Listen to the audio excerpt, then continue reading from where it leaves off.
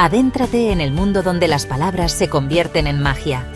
Únete a nosotros mientras nos sentamos con poetas leyendo en voz alta, novelistas revisando manuscritos en su escritorio a la luz, escritores de todo tipo compartiendo ideas en talleres y cafés. Descubre sus inspiraciones desde cafés hasta recuerdos personales. Descubre sus secretos íntimos y sus técnicas diarias. Descubre sus historias contadas directamente de la fuente. Pues Carlos, muy buenas tardes. Una vez más te tenemos aquí y has tenido la generosidad de volver y venir hoy a hablarnos de tu nueva novela. Muchas gracias. Muy buenas tardes Nada, a todos. encantado, Nicolás, de estar en tu canal de YouTube, que me consta que es un canal muy visitado. Encantado de estar contigo. Bien, pues bienvenidos a todos y gracias por estar aquí otra vez en este rinconcito de literatura, de historias que se te pegan en el pecho y de autores que sin darte cuenta te ayudan a mirar el mundo de otra manera gracias a la ficción. Hoy, la verdad, tenemos la suerte de meternos en una novela que te lleva directo a un pedazo de Galicia en los años 40. Un sitio que parece pequeño, casi escondido, y aún así ahí se juntan algunas de las tensiones más importantes del siglo XX. En estas páginas, en las páginas de esta novela, aparece una aldea marcada por la posguerra, por ese peso raro de lo que no se dice, por heridas que no se han cerrado del todo y por la llegada de un mineral tan buscado que al final termina conectando la vida de gente humilde con los intereses de gobiernos, ejércitos y potencias que se están mordiendo entre sí en plena Segunda Guerra Mundial. Pero ojo, esto no va solo de pasó esto y luego lo otro en plan histórico. Es sobre todo una historia muy de personas de carne y hueso. Una historia de mujeres que pelean por encontrar su sitio cuando todo está cuesta arriba, de hombres atrapados por las circunstancias, por las ideas o por sus propias meteduras de pata. Porque sí, a veces es solo eso.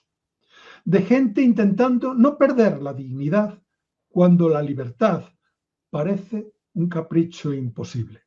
Y también, medio sin avisar, es una vuelta a las distintas formas de estar preso. Las que se ven y las que no se ven. Las que te ponen desde fuera y las que te crecen por dentro. Qué cosa más incómoda.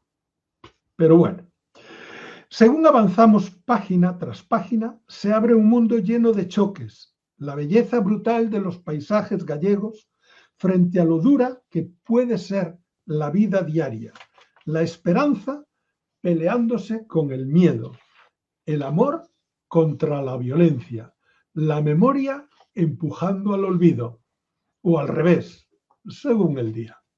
Y todo esto sostenido por personajes que se sienten de verdad, que respiran y que se te quedan ahí dando vueltas bastante después de cerrar el libro para bien y para mal.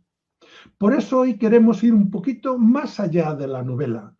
Queremos acercarnos a quien la hizo posible, saber cómo nació esta historia, qué preguntas le fueron picando para escribirla, qué cosas fue descubriendo por el camino creativo y qué emociones lo acompañaron mientras iba armando página a página todo en ese mundo.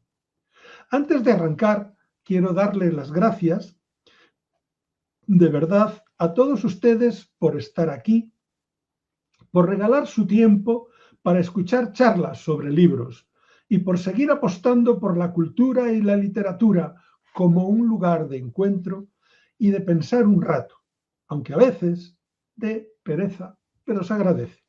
Y claro, un agradecimiento todavía más grande a Carlos Díaz Domínguez por acompañarnos, por compartir su tiempo con nosotros y por abrirnos la puerta del universo literario que se levantó en la aldea de los cautivos.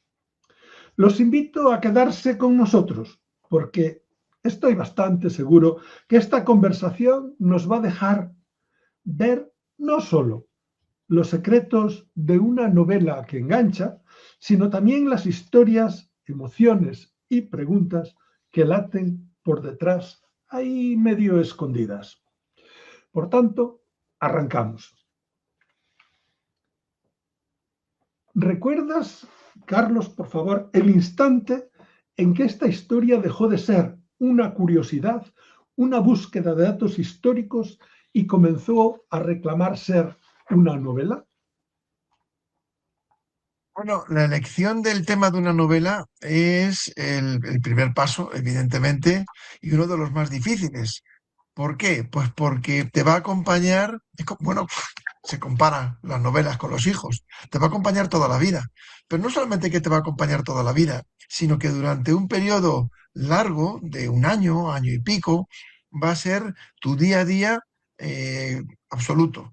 Vas a estar pensando en ella, en los personajes, en qué dicen, cómo callan, qué les ocurre en cada momento, tomando notas continuamente, y eso es algo que va a estar contigo y además solo contigo. Quiero decir que es algo que es exclusivo del autor, por lo menos en mi caso, yo no cuento nada. Cuando alguien me pregunta, ¿en qué estás metido? Pues aquí dije, pues estamos en el año 44 en Galicia y no decía absolutamente nada más. Entonces esta novela pues surgió dentro de los muchos hitos históricos relacionados con España o con españoles fuera de España que pasaron en el siglo XX, que es el mundo en el que me muevo literariamente. Me encuentro cómodo ahí y bueno, pues es lo que estoy trabajando en la inmensa mayoría de mis novelas. Este tema del wolframio, conforme fui profundizando una vez que decidí que iba a escribir algo relacionado con wolframio, pues conforme iba avanzando en la documentación, que es el pilar de la escritura de una novela con contenido histórico, pues ya iba desarrollando no solamente la aldea de Arnega, sino todos los habitantes que están ahí, los personajes principales y los muchos secundarios que tiene la novela. La novela tiene, a mi modo de ver, una estructura piramidal en cuanto a personajes. Hay en la cúspide está el personaje central, que es Carmiña, es un personaje troncal que la vamos a ver desde el principio hasta el final, con protagonismo creciente. Es decir, tú, Nicolás, que has leído la novela, pues posiblemente estarás conmigo en que al principio Carmiña no tiene la relevancia que va teniendo conforme va pasando las páginas. Luego tiene un grupo de 4 personas próximas a ella que van a ocupar una gran parte de las páginas con ella. Y luego tenemos una clase media muy amplia que describe todo lo que supone las personas de la aldea orensana bueno, pues las relaciones que se establecen entre ellas, ¿no? Entonces, ya digo, la documentación fue fundamental para ir conociendo lo que había y ahí descubrí lo que era el wolframio, ¿no? El wolframio, que es un metal que tiene una serie de características que lo hacen único tanto por la dureza como por la temperatura de fusión como por la densidad, y es algo que era absolutamente imprescindible para el ejército alemán. De ahí que el único lugar del mundo donde lo podían encontrar ya entrada la guerra era en el en el noroeste peninsular, tanto en el norte de Portugal como algo en Zamora, algo en Salamanca, algo o bastante en León, pero muchísimo en Galicia. Y de ahí esa es la razón por la que la aldea de los cautivos está ambientada en Galicia y fundamentalmente en Orense, en el interior de Orense, en la Galicia menos turística. Nos saluda Anami Domínguez. Buenas tardes, un placer acompañarlos y compartir con ustedes este espacio de cultura, ¿no? Entre todos los caminos posibles que podía tomar la narración, ¿qué intuición fue la que te sirvió de brújula cuando todavía no conocías bien el destino de todos los personajes? ¿Sabes lo que ocurre, Nicolás y todos los amigos que nos siguen? Que claro, van pasando los años, van pasando los libros y este autor pues ya tiene una sistemática de trabajo.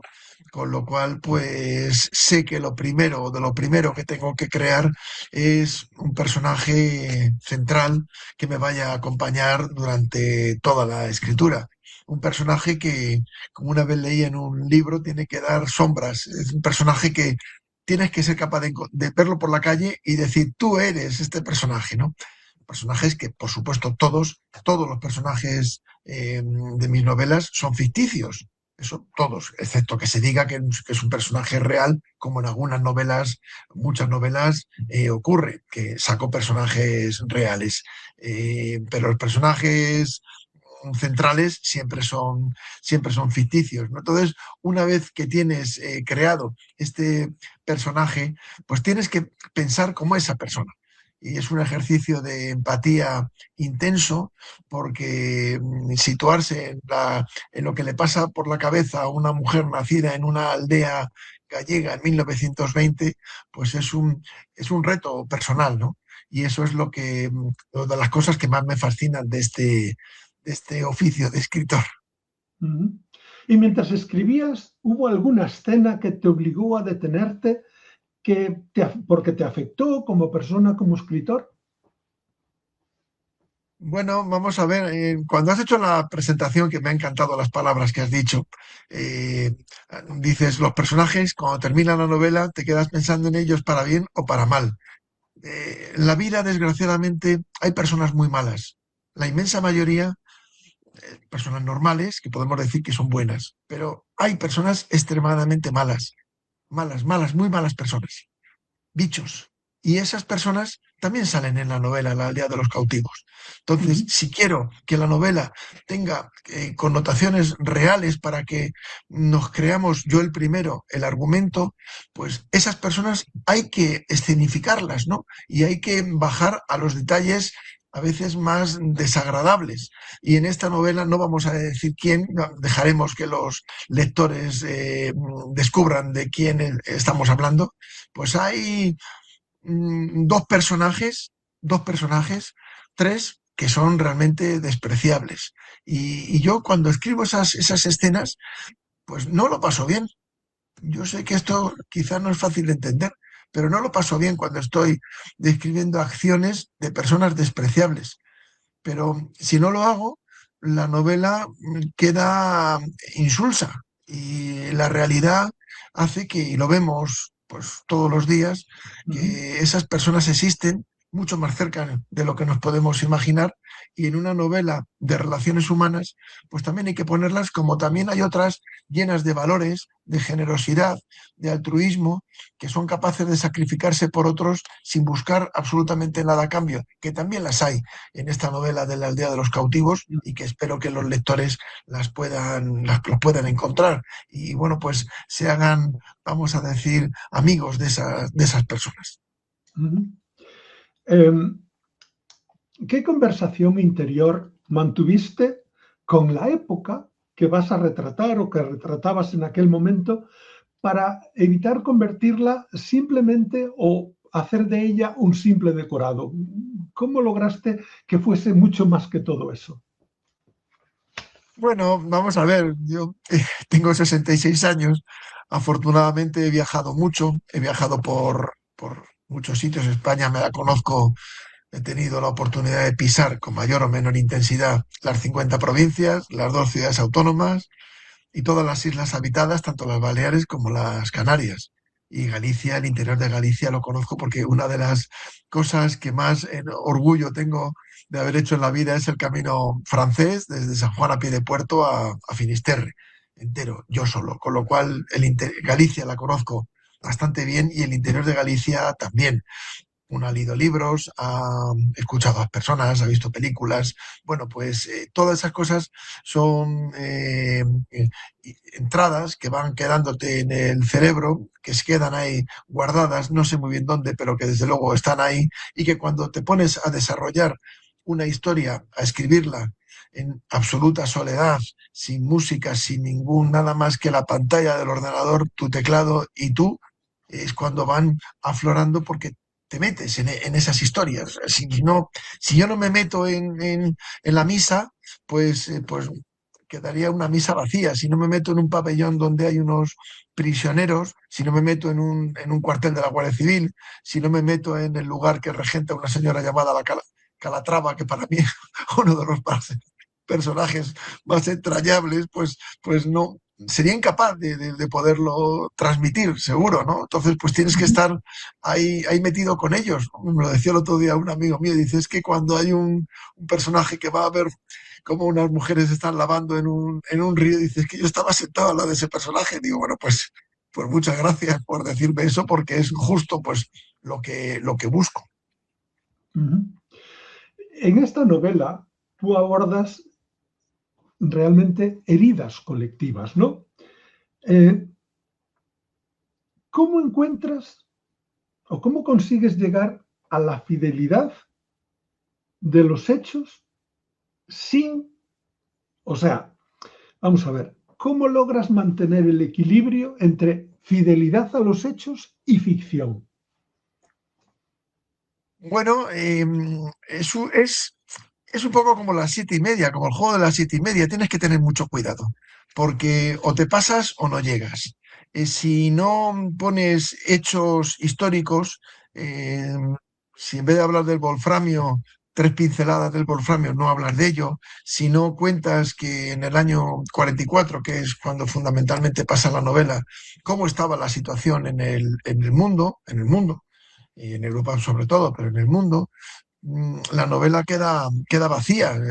A las personas nos gustan, hablo de mi faceta como, evidentemente, como lector, pues yo necesito estar situado, ¿no? Si no, estoy perdido. Entonces, eso tienes que documentarte, tienes que leer, pero luego a la hora de plasmar datos, pues tienes que tener mucho cuidado porque el lector de novela lo que busca es la historia de los personajes. Eso es lo que busca.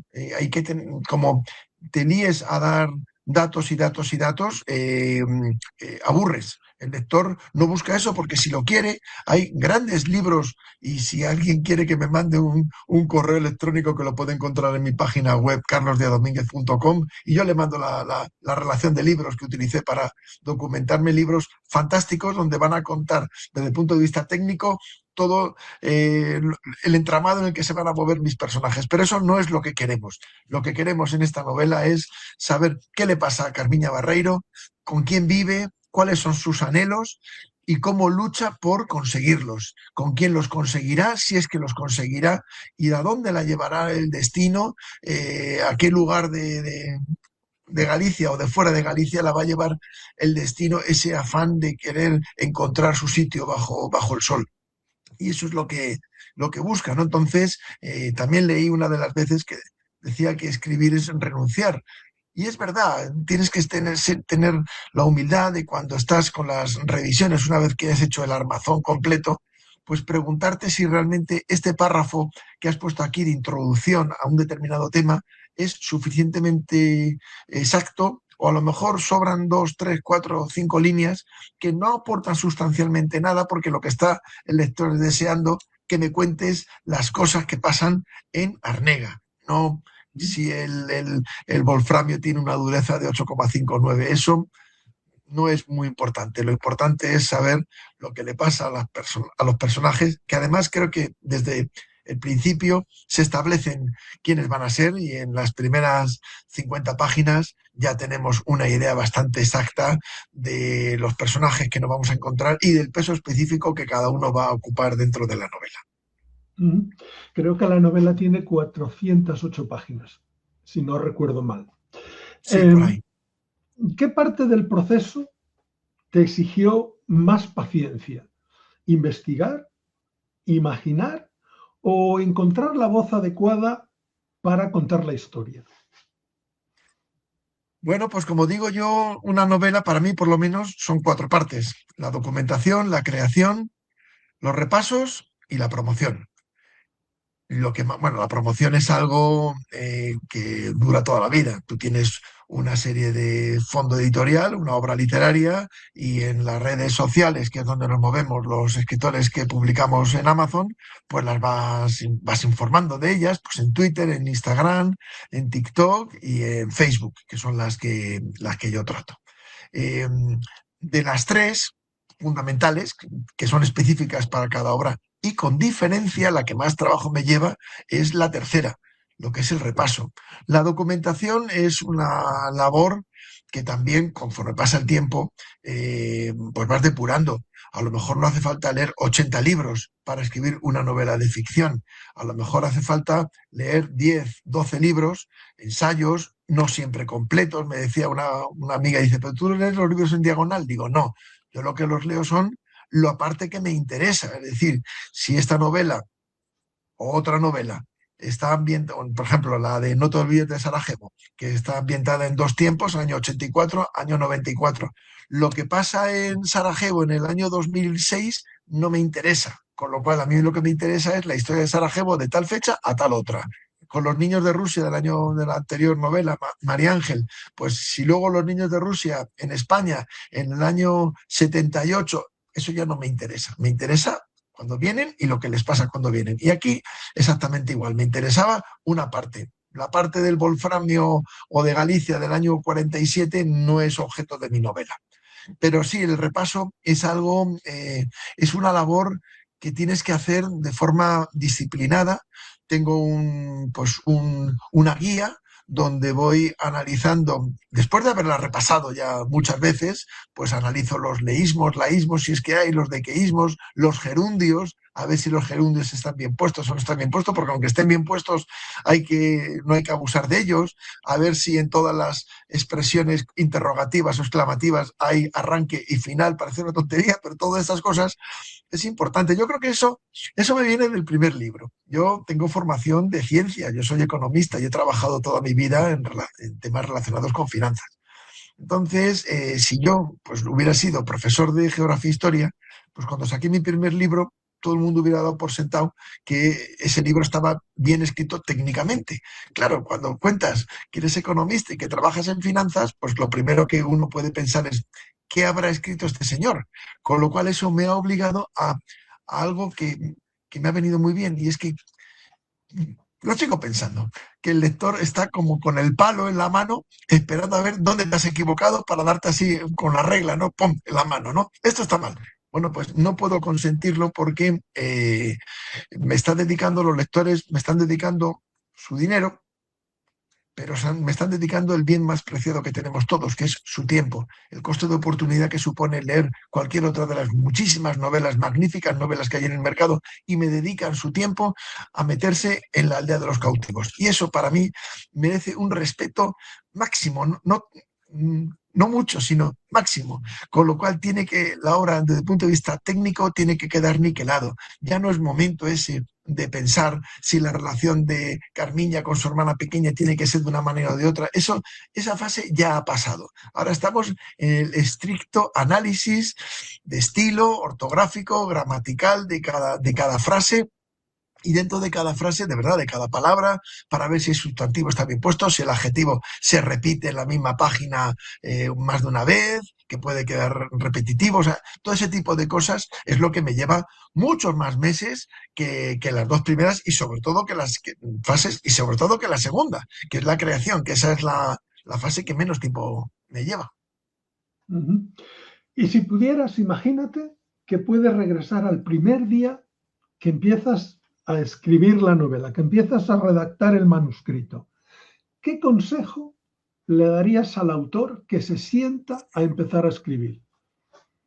Pero estás hablando de mí cuando empecé a escribir La aldea de los cautivos. Ya, hoy, ¿qué le dirías a aquel autor que empezó a escribir la novela? A aquel Carlos Díaz Domínguez que empezó a escribir la aldea de los cautivos. Pues lo que le diría es, haz lo que hizo el autor, y es disfrutar. Disfruta con lo que estás haciendo, porque ese es el motor de cualquier proyecto artístico que estés metido. Esto no es un trabajo normal, esto es otra cosa. Esto es un trabajo artístico. Y como tal, lo primero es que tienes que disfrutar. Como digo algunas veces en broma, digo, esto debe ser pecado, porque me gusta demasiado, ¿no? Como decía, como se dice eso, de los bombones, dice, ¿por qué las cosas que más gustan son pecado o engordan? ¿No? Refiriéndose a los bombones, Y pues algo así. aquí igual, digo, esto debe ser pecado, porque disfruto mucho y eso es lo que más le pido yo a la literatura. Me lo han preguntado, ¿qué le pido a usted a la literatura? Digo, pues seguir teniendo ganas de hacer lo que estoy haciendo. Disfruto muchísimo, es mi vida. Empezó con una novela publicada, escrita hace 26 años, Los impares de Sagasta, luego la publiqué en el 2006 y desde entonces han pasado ya 20 años, va a ser ahora a final de mes 20 años que presentamos en el Ateneo de Madrid la primera novela, Los impares de Sagasta, pues esto es mi vida, ¿no? La cual compatibilizo con, en su día, ya no trabajo, pero en su día la compatibilizaba con trabajo, con mis viajes, con mi familia, por supuesto, con mis actividades deportivas y con otras muchas cosas que hago en la vida, que la Ujú. jornada tiene muchas horas, ¿no? Pero afectivamente para mí la literatura es algo fundamental. Por eso le diría a Carlos, adelante con ella, porque aunque ahora es un folio en blanco, una pantalla, o sea, es un archivo Word nuevo. Y eso como que da cierto vértigo, ¿no? Es decir, bueno, aquí lo tienes, ahí lo tienes para que tú lo puedas rellenar, ¿no? Y ese Ujú. es el reto que más me ilusiona, el estar ahí metido. Em, ¿Qué personaje te apareció primero en la imaginación? ¿Qué llevaba dentro? ¿Qué justificaba contar o qué justificaba para contar toda la novela? Bueno, el personaje principal es, como ya he dicho, es Carmiña. Eh, Ujú. Vamos a ver, yo lo que hice antes de empezar a escribir la primera tecla es saber qué iba a hacer. Es decir, yo no me pongo delante del ordenador sin saber qué voy a escribir, con lo cual yo sabía muy bien quién era Carmiña, sabía muy bien, mucho antes de, ya digo, de dar la primera tecla, sabía muy bien quiénes eran las personas que la iban a acompañar, las personas aliadas, sabía muy bien qué obstáculos se iba a encontrar, sabía cómo iba a terminar la novela, algunas partes centrales pues me fueron surgiendo posiblemente de la riqueza que para mí suponía la creación de determinados personajes, que bueno, pues la trama pedía darles más juego, ¿no? Estoy hablando, por ejemplo, pues del padre Brégimo, estoy hablando de la Calatrava, estoy hablando de los dos hombres que llegan a Arnega, tanto el alemán como el sueco, pues yo sabía muy bien qué desarrollo iban a tener, ¿no? En ellos, ¿no? Entonces, bueno, a lo largo de la historia. Esto es muy importante cuando una persona se ponga a escribir una novela, pues tiene que saber de qué va a escribir esa novela. Y esa novela está basada en personajes. ¿Qué quieren esos personajes y cómo piensas que lo pueden conseguir? Ya veremos a ver si Carmiña Barreiro lo consigue o no lo consigue. Habrá que leerse las 408 páginas que comentabas, Nicolás, y bueno, pues he procurado en esta como en otras que el desenlace vaya lo más al final posible. Eso yo creo que también es algo que gusta. No voy a referirme, pensaba en alguna película, no voy a referirme, pero tenemos que tener claro que una vez que hemos llegado al desenlace, la historia tiene que terminar. Los epílogos o similares deben de ser lo más cortos posibles, 2 páginas, 3 páginas, no más. Si acaso, pues como me dijo una vez un amigo, dice, es que en tus novelas acaba, acaba siendo como un Tetris, todas las piezas quedan encajadas. Eso es lo que pretendo porque eso es lo que yo quiero cuando leo una novela, o veo una película o veo una obra de teatro, que todas las piezas queden encajadas, que no esos finales de que cada uno cree que, bueno, pues yo no me gusta eso, me gusta que cuando alguien dice, ¿y qué pasará con este? Es verdad, está claro que personajes secundarios, pues no es necesario saber qué pasa con ellos, pero de los personajes, en este caso, de los 5 o 6 personajes principales de la novela, contando Carmiña, tenemos que saber muy bien cuando termina la novela qué pasa con ellos. Si no, para mí la historia quedaría totalmente inconclusa. Ujú. En esta novela muchos de los personajes parecen convivir claramente con formas distintas de cautiverio. Es decir, hay un cautiverio para cada uno de los personajes, ¿no? ¿Cómo fuiste describiendo o descubriendo las cadenas invisibles que van condicionando a cada uno? El título fue un título que me surgió pronto porque lo que refleja es eso, la aldea donde está la gente cautiva, donde está la gente prisionera, donde está la gente que es rea y en ocasiones no saben muy bien por qué, porque si fuéramos a cualquier centro penitenciario del mundo, le preguntamos a un recluso, oye, ¿usted está por aquí? Bueno, creo que la respuesta unánime es mal, mal, porque yo soy inocente, creo que esa es la respuesta unánime, pero te dirían, bueno, me acusan de esto, del otro, de lo de más allá. Aquí la gente era prisionera sin saber muy bien ni por qué eran prisioneros, pero lo eran, ¿no? Entonces, cada uno tiene una cadena distinta, hay quien quiere romperla, quien, como le pasa a Carmiña, quien se encuentra a gusto en esa, ¿no? Como dicen que ocurre en, en la jaula del pajarillo, ¿no? Que se abre la puerta de la jaula y el pajarillo no quiere salir. Eso también pasa, hay personas que se encuentran a gusto, ¿no? Entonces claro, en función de tu historial, de quién eres, de dónde vienes, de qué haces allí, pues así las ganas de poder salir o no, simplemente te puedes hasta encontrar muy a gusto dentro de esa aldea, ¿no? No es el caso de nuestra protagonista, que desde el principio he pretendido que el lector ya intuya que tiene una vocación en ella, el germen de la marcha de allí está asentado en su mente y quiere salir de allí, ya veremos a ver de qué manera y cómo lo conseguirá, ¿no? Pero ya digo, hay personas que estaban ahí muy a gustos, cada uno tiene su circunstancia, ¿no?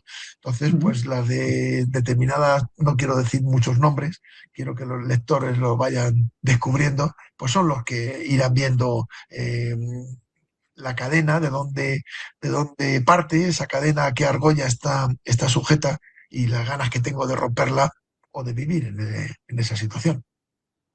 Bueno, aquí María Cao López te da las buenas tardes y nos saluda. Y Igualmente, María. luego tenemos aquí a Cristina Gracia Tenas, una amiga común, y dice, voy un poco lenta con las lecturas, pero ahora estoy leyendo la Memoraj de Petra y la estoy disfrutando mucho. Viajaste a Jordania en aquella ocasión, nos saca un poco del tema, pero bueno, si quieres contestar. Sí, hombre, a Cristina, bueno, y a cualquier persona que me pregunte algo, respondo.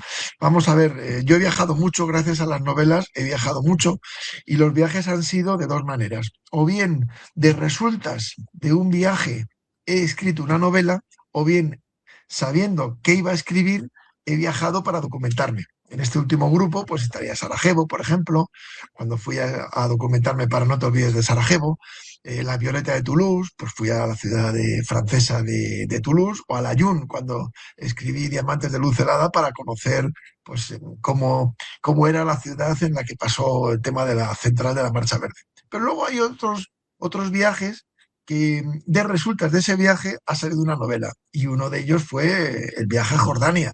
Yo viajé a Jordania con mi familia en el año 2014 y volví muy impactado de ese país y dije, yo tengo que escribir algo relacionado con Jordania. Miré qué hitos históricos del siglo XX habían sucedido por allí y bueno, pues tomé uno de ellos.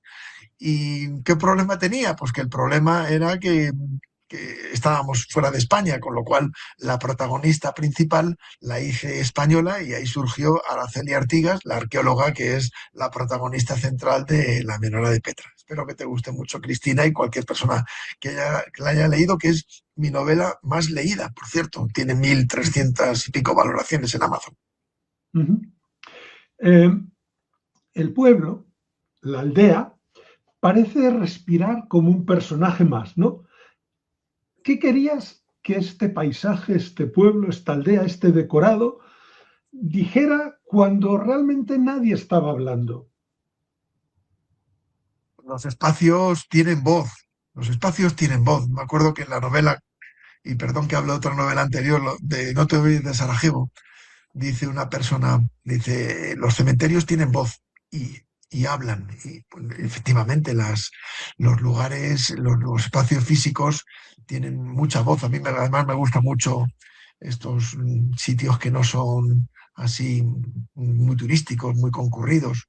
Eh, la aldea de Arnega tiene un cementerio, tiene una iglesia, tiene una tienda de coloniales, que es así como se llamaba, las tiendas de ultramarinos, tiene un cuartel de la Guardia Civil, tiene dos barracones de mineros, uno de ellos un barracón de mineros presos que estaban cumpliendo condena y se les daba la posibilidad de redimir días de trabajo por días de condena por trabajo, también se les pagaba una pequeña cantidad, y luego había mineros libres que, bueno, pues estaban allí para trabajar en las minas de wolframio. La aldea de Arnega pues tiene también sus lupanares, allí donde ha habido... Yo creo que me inspiré en la película de de la ciudad, la leyenda de la ciudad sin nombre, que en todos los sitios donde han ido cantidades ingentes de hombres a trabajar, pues también ha habido lugares de esparcimiento para esos colectivos, ¿no? Y esos tienen además mucho juego. Entonces, bueno, pues la aldea tiene su propio lenguaje, el lenguaje también de los alrededores, de los bosques de castaños, del río que pasa por allí, del pico de los pazos, de esos pazos enormes con los hórreos rectangulares, de planta rectangular que hay en Galicia.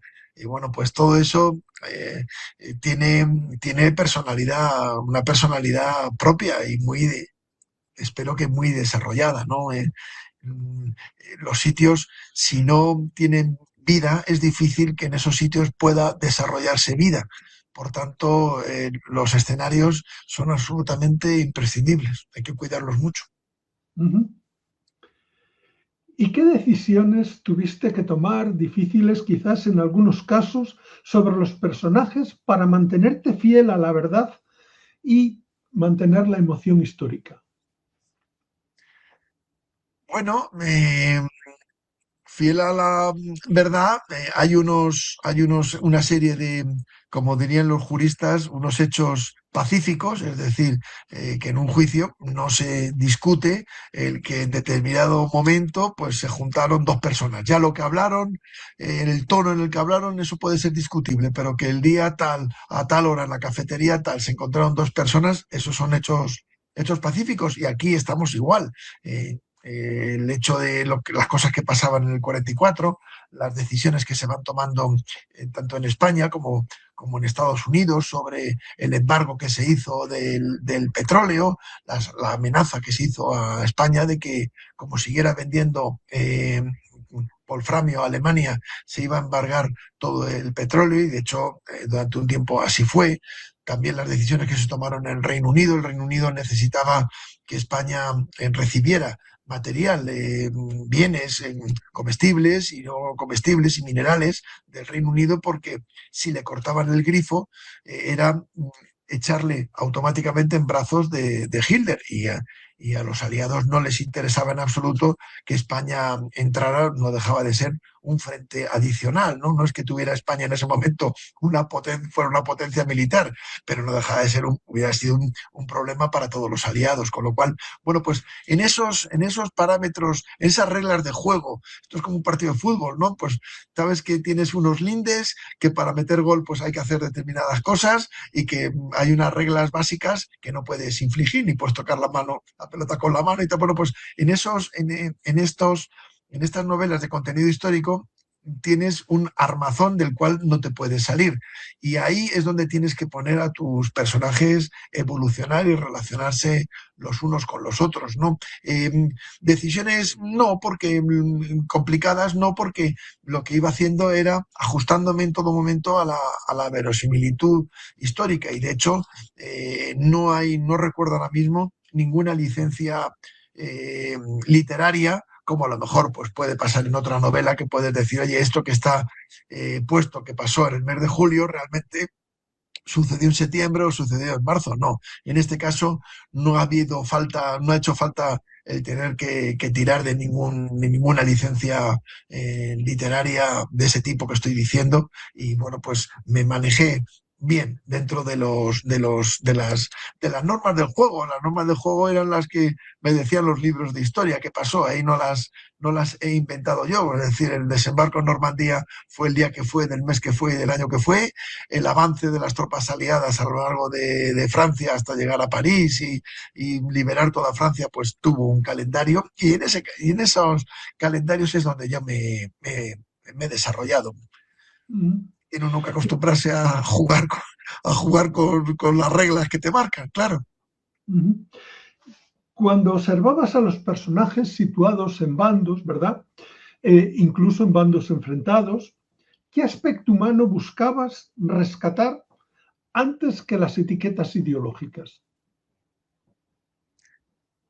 Bueno, las personas nos encontramos en determinadas situaciones y la manera que tenemos de responder a esas situaciones es muy variada. Nunca hay patrón fijo, ¿no? Pensemos, voy a hablar de dos películas que lo he comentado en alguna ocasión. Titanic, por ejemplo, pues cuando el barco se está hundiendo, hay quien busca un barco, una lancha salvavidas, haciendo cualquier cosa por conseguirla, y hay quien se queda tocando el violín, asumiendo el destino. Hay una película que me gusta mucho que se llama La mandolina del Capitán Corelli, que trabaja Nicolas Cage y Penélope Cruz. Pues hay un determinado momento que hay un grupo de soldados, no voy a destripar nada, un grupo de soldados que están como en una plaza y llega un camión, del camión gira, bajan la parte trasera, arman una ametralladora de estas que soltaba muchas balas por segundo y cuando ven eso que va a pasar, pues hay quien sale corriendo, hay quien se queda parado y hay quien se arrodilla y se pone a rezar, ¿no? Entonces, bueno, pues la reacción de las personas es distinta, ¿no? Y aquí también, pues nos pasa, en determinados momentos en la novela sucederán una serie de hechos que pondrán a prueba la actitud que tiene que marcar cada personaje. Y hay que ser en principio coherente con lo que sería lógico que hicieran, pero también hay que contar con que el ser humano es absolutamente imprevisible, como estos dos ejemplos que he puesto, ¿no? El uno es un hecho real, el otro es ficticio, pero me lo creo totalmente, ¿no? Con lo cual, pues hay que jugar con esa doble situación que en ocasiones, pues no, bueno, pues no es fácil, ¿no? Pero tienes que intentar, lo que sí que tienes que intentar es que el personaje sea coherente a lo largo de toda la novela. Eso sí que es importante, salvo que haya algún cambio y ese cambio hay que especificarlo. Si no, el lector no autoriza al autor a que le cambies el rol de una persona sin explicarle qué hay detrás y por qué cambia, ¿no? Si le gustaba siempre la montaña, de repente, ¿por qué le va a gustar la playa? Bueno, pues eso hay que contarlo, ¿no? Hay que contarlo. No es el Ujú. caso en esta novela, evidentemente, pero puede haber alguna situación en la que haya un cambio y eso hay que contarlo, ¿no? En un intento de acceder a la idea filosófica de la novela, ¿no? Eh, ¿Qué pregunta o preguntas sobre la condición humana te interesaba explorar a través de esta historia? Bueno, como has comentado al principio, La aldea de los cautivos es una novela de personajes. Dentro de una situación límite, tanto para la evolución de la Segunda Guerra Mundial, yo me sorprendí mucho de que, bueno, no vamos a decir que la Segunda Guerra Mundial se decidió en Galicia, pero no estaríamos muy descaminados si afirmamos que una parte importante de la evolución última de la guerra sí se decidió en nuestro país. Eh, Aquí lo que me movió fundamentalmente era el afán de la protagonista de cambiar su vida. Carmiña no le gusta la vida que lleva, no le gusta la vida que lleva. Y ella anhela el buscar otro lugar. De hecho, ella trabaja, aparte de estar esto es capítulo uno, estar en su casa con sus dos hermanas y su madre haciendo encaje de bolillos, que es como se ganan la vida. Ella también hacía de secretaria del jefe de minas alemán bueno, pues el anterior. Unos dicen que lo habían matado, otros dicen que se había muerto en un accidente. La realidad es que llega uno nuevo y hace ese, ese, ese trabajo de secretaria, de buscar artículos en los periódicos españoles, de pasarle cosas a máquina, porque sabía escribir a máquina. Entonces, ella, en la casa en la que está alojado el alemán y ella va allí a atenderla, pues hay algunas enciclopedias y Carmiña busca esas enciclopedias, los mundos lejanos que le gustaría. Ella se siente ahogada en Arnega. Es un Ujú, paisaje maravilloso, es un sitio increíblemente bonito, pero necesita mirar más allá, ¿no? Y lo que no sabes es cómo, porque ella tiene sus cadenas.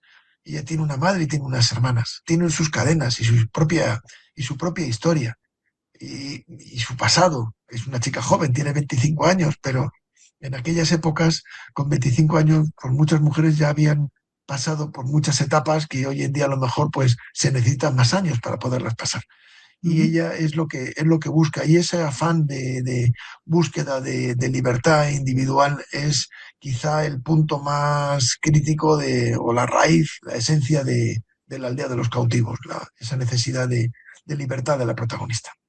ujú.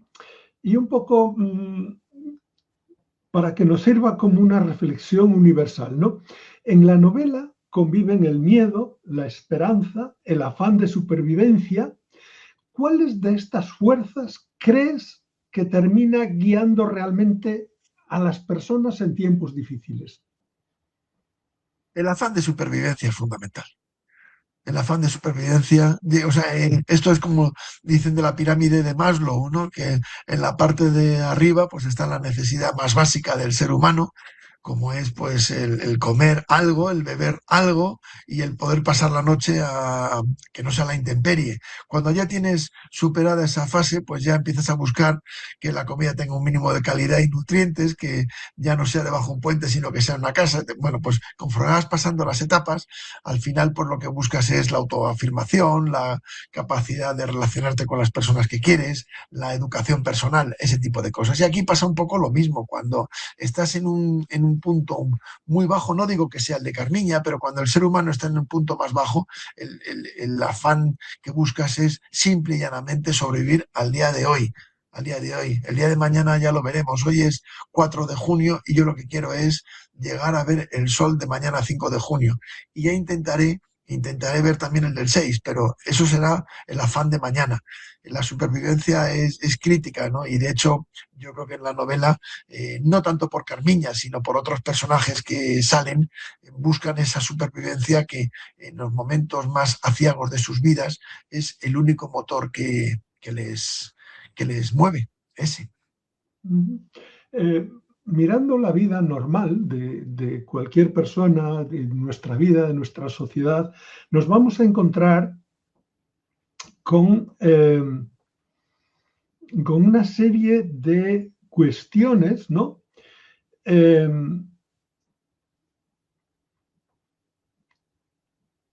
es decir, cuestiones, por un lado, problemas de poder, y por el otro lado, la gente normal, la gente corriente que se mueve, ¿no? Dentro de ese poder que la va dirigiendo como puede, en contra, a favor, como puede, ¿no? Entonces, en esta novela, ¿qué te enseña o qué enseña esta historia sobre el poder y esa fragilidad humana que lo padece?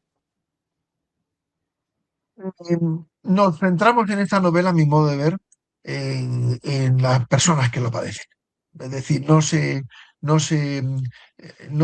no he querido entrar en los, como comentas, con aciertos, esos hilos de poder que son en definitiva los que manejan la sociedad en aquella época y en aquel lugar y hoy en día también, no Uh nos -huh, engañemos. Eso pasa siempre, pero yo no he querido, de hecho, en mi novela ni salen altos mandos nazis ni altos mandos españoles, excepto un ministro. y sale muy tangencialmente para situar al lector en el momento histórico en el que nos encontramos. Sale muy poco, ¿no? Pero me he querido centrar en la gente corriente que puede vivir en esa aldea en el año 44. La protagonista, en sus hermanas, la circunstancia que mueve a cada una de ellas, que son tres hermanas y cada una parece que son de su padre y de su madre porque no tienen nada que ver, en la situación de la madre, en la situación del cuñado, del sobrino, en la situación de los personajes que se mueven allí, del cabo de la Guardia Civil, de la que tiene la tienda de ultramarinos, del veterinario, que es un personaje para mí muy entrañable.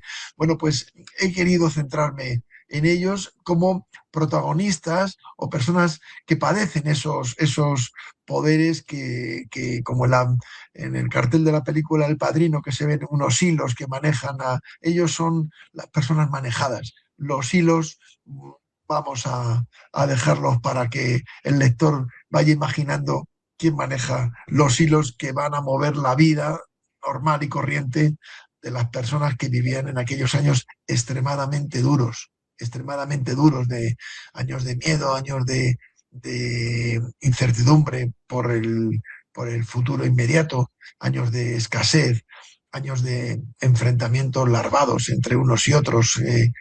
No debió ser muy edificante vivir en Arnega en el año 1944. Pero tú eres un hombre que está al corriente, podemos decir, de la actualidad. Y solo hace falta mirar tu Facebook para darse cuenta de cómo tratas prácticamente a diario temas de actualidad, problemas del gobierno, etcétera, etcétera, ¿no? Entonces, la pregunta es, y aquí quizás convendría que te confesaras un poquito, ¿no? ¿Qué aspectos de aquella sociedad siguen resonando hoy, aunque sea de forma distinta, pero en este presente? ¿Qué aspectos de aquel ambiente siguen presentes hoy en esta sociedad? Bueno, pues el mundo ha cambiado, han pasado muchos años desde el 44 ahora, pero sí que es verdad que una de las facetas que yo he hecho mucho en falta es la igualdad de oportunidades entre las personas que hoy nacen en un pequeño pueblo de las personas que nacen en una gran ciudad. Eso para mí es algo que me duele. Me gustaría que hubiera una igualdad de oportunidades reales para una persona que ha nacido en un pueblo de Almería o que ha nacido en un pueblo de interior de Huesca o de Orense o alejado de las grandes ciudades y muy relacionado con temas rurales o del sector primario, en definitiva, ganadería, pesca, bueno, pues que tuvieran esas mismas oportunidades. Y eso es algo que no se ha conseguido. Desgraciadamente, no estamos al mismo nivel. Han pasado gobiernos, llevamos muchos años de democracia, más de 40, y han pasado gobiernos que han sido no como el que tenemos ahora, que es un gobierno inestable, eso es evidente. No hay nadie que pueda decir lo contrario, independientemente de a quién hayas votado o quién vayas a votar. Pero ha habido otras veces que ha habido gobiernos estables, con mayorías que podían sacar leyes, y a pesar de eso, y con el tema de las autonomías que lleva pues también ya muchas décadas vigentes, no se ha conseguido. Y eso es algo que cuando escribes algo relacionado con estos mundos rurales, ves que no hay tanta diferencia, ¿no? Me gusta mucho viajar, como he comentado, y me gusta no solamente estar por las ciudades grandes y ver las catedrales, que son muy bonitas y me encantan, pero también me gusta meterme. Durante muchísimos años tuve una moto, ya no la tengo, me he bajado de ella por edad, pero me gustaba pues hacer viajes yo solo y casi sin brújula. Y bueno, pues he recorrido espacios rurales que me gustan mucho y te das cuenta que no, hay veces que estás en un pueblo en una época pues no estival y dices a las 7 de la tarde no hay nadie en la calle y dices, madre mía, si es que ¿quién va a vivir aquí, no? y eso de la España vaciada y tal, es algo que lo vivo y lo padezco, ¿no? Y no me gustaría que fuera así. Pero desgraciadamente yo creo que es también con ello con lo que puede llevar, ¿no? El hecho de lo que apareja, pues no solamente la igualdad de oportunidades en cuanto a trabajo, educación, sino también sanitarias, ¿no? Todo ese tipo de cosas, no vivimos en un país muy grande, muy disgregado, pero no lo hemos arreglado como yo creo que deberíamos, ¿no? Y eso es quizá la, el gran choque, de falta de choque entre lo que había y lo que hay hoy en día, que para muchas cosas han pasado muchos años, basta ver el parque móvil pero las comunicaciones, las televisiones, la luz, como decía mi padre, en España ha habido dos cosas que han cambiado el país, la televisión y el butano. Bueno, pues efectivamente, ¿no? El butano pues hizo que en muchas casas pues ya hubiera que abandonar los hornos de leña y estar ahí con el soplillo. Vale, todo eso muy bien, pero a pesar de tener luz eléctrica en todas las casas de España y a pesar de esas carreteras que ya no son las que eran, ni muchísimo menos, pues tenemos todavía un largo recorrido que transitar y espero que lo podamos hacer y que dentro de pocas décadas pues ya esas diferencias no las tengamos. ¿Y qué descubriste sobre la libertad mientras escribías acerca de los personajes que viven rodeados de cadenas y de límites? Perdón, ¿puedes repetirme la pregunta? Que un momento que... Sí, sí. ¿Qué descubriste sobre la libertad mientras escribías sobre personajes que viven rodeados de cadenas y de límites? Bueno, pues que no tenemos que ser fatalistas. Yo no creo en el destino. Yo creo que cada uno puede trabajar mucho por él. Hay una película, claro, yo veo mucho cine, mucho. He visto toda mi vida. Yo de pequeño, bueno, de pequeño, pues a partir de los 14, 15 años me cogía el teleprograma y miraba qué películas había y me iba a cualquier parte de Madrid a ver una sesión doble de esta sesión continua porque me interesaban películas, ¿no? Y hoy en día pues veo 3 o 4 películas todas las semanas. Y hay una película que se llama Hilda, que yo creo que todos la hemos visto, la famosa bofetada de Glenn Ford a Rita Hayworth. Bueno, pues en esa, el marido de Rita Hayworth le dice a Glenn Ford, usted es un hombre con suerte. Y el otro le responde una frase de esas lapidarias, yo me fabrico mi propia suerte. No podemos pensar que el destino nos viene dado. Nosotros podemos hacer mucho por ello, ¿no? Otra película que se llama Érase una vez en América, de Sergio Leone, hablaban dos personas ya mayores de una chica joven y decía, mirando la foto llegó a ser bailarina famosa, dice, hay personas que se las ve, quiénes son los ganadores, quién va a ser el ganador de la carrera en la línea de salida. Y es verdad, no podemos darlo todo por hecho, ¿no? Y yo creo que Carmiña es un ejemplo de lo que es tener fuerza de voluntad, tener ganas de cambiar las cosas, de no conformarse con lo que me ha tocado en la vida.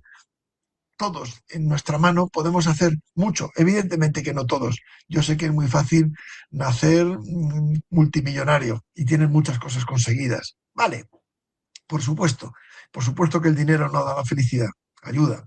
Bien, por supuesto todo eso. Pero tú puedes en tu zona, en tu marco de tomar decisiones, puedes tomar y muchas que pueden conducirte hacia el lugar que estás buscando. No conformarte con que, bueno, esto me ha venido dado. No nos engañemos, ¿no? Y aquí yo, Carmiña, cuando termina la novela, creo que podremos llegar.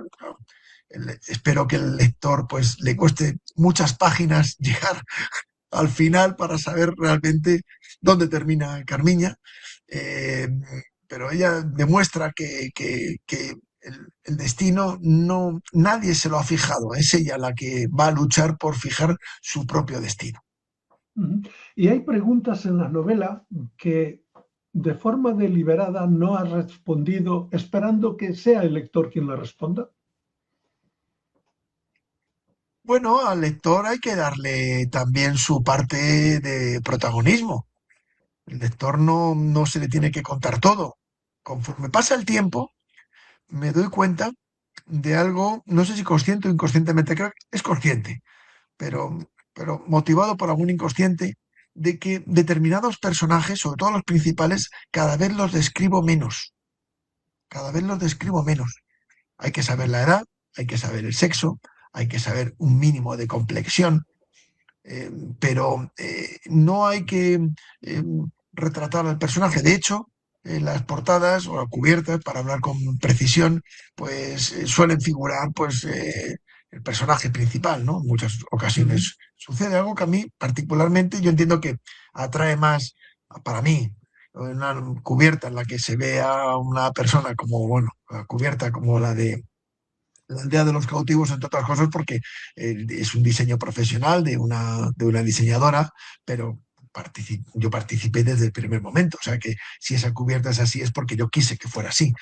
Pero que en ocasiones me da un poco rabia decir, bueno, ¿y por qué tengo que contar la cara? Porque también me gusta que el lector sea el que se imagine a su propia Calatrava, a su propio padre Brégimo, a su propio Hans, a su propio señor Sorensen. Tiene que trabajar.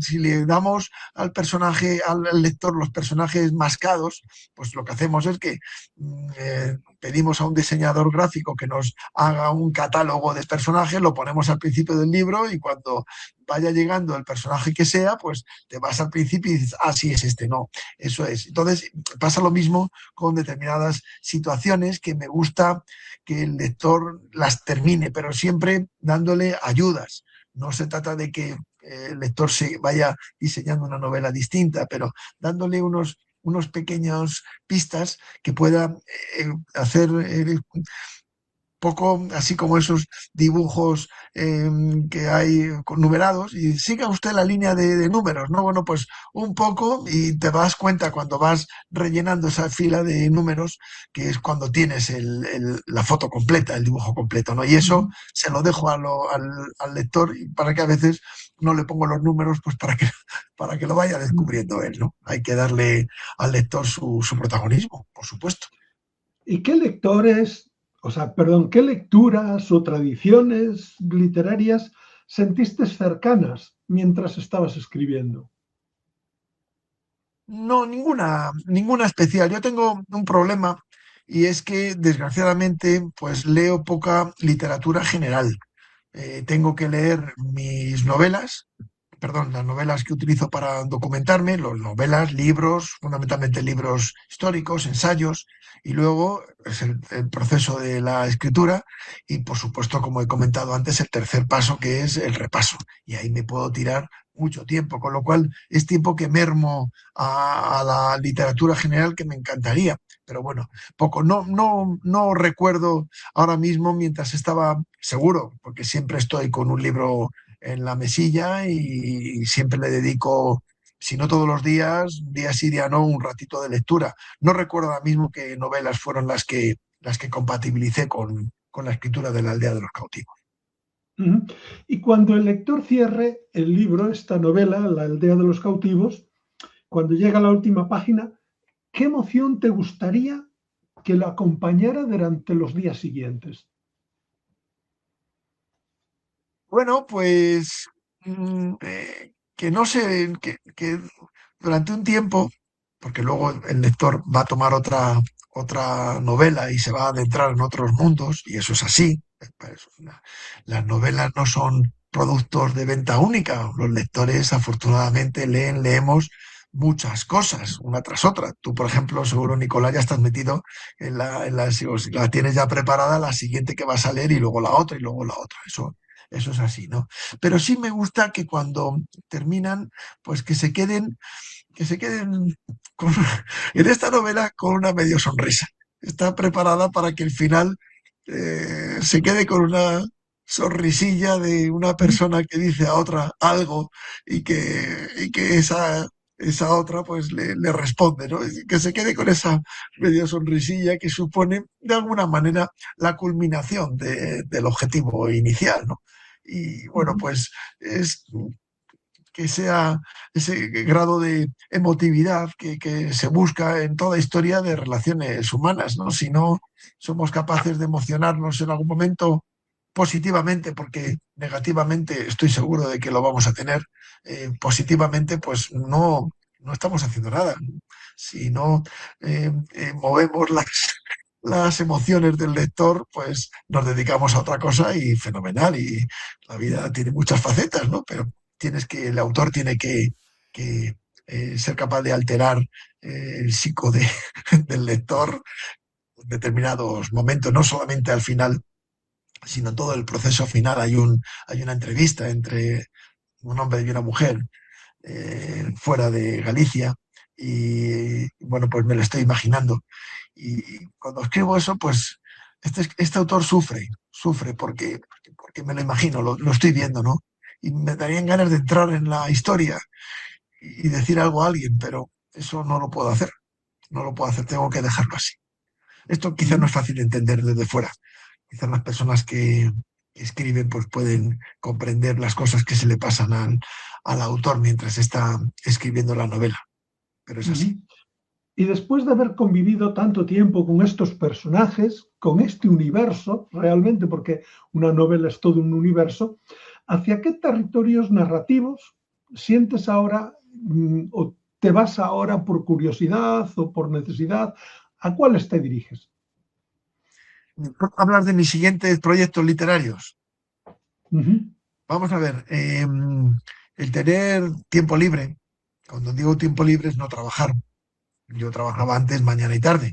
Eh, hace que la jornada en módulos, como yo trabajo siempre en módulos semanales, pues tenga muchas horas. Y eso me permite el poder escribir con mayor fluidez y tener también una sistemática que me permite optimizar los tiempos. ¿Eso qué quiere decir? Quiere decir que yo la siguiente novela ya la tengo totalmente terminada. Ya ha pasado los lectores cero, que son los primeros que la leen, y la tengo hoy en día guardada en un cajón hasta enero. En enero me pondré en contacto con la persona que la maquetará, me pondré en contacto con la persona que diseñará la cubierta y la idea es sacarla en la primavera del año que viene, quizá abril, como han salido esta y el interior. Entonces yo estoy ahora metido si la pregunta es de qué va, bueno, pues va a ser algo No, relacionado no, con, no. La pregunta es, bueno, o quizás va a estar puedes decir relacionada algo con de ella, claro. un hito del año, de la década, vamos, de los años del siglo XX, como es las anteriores, de un estilo similar.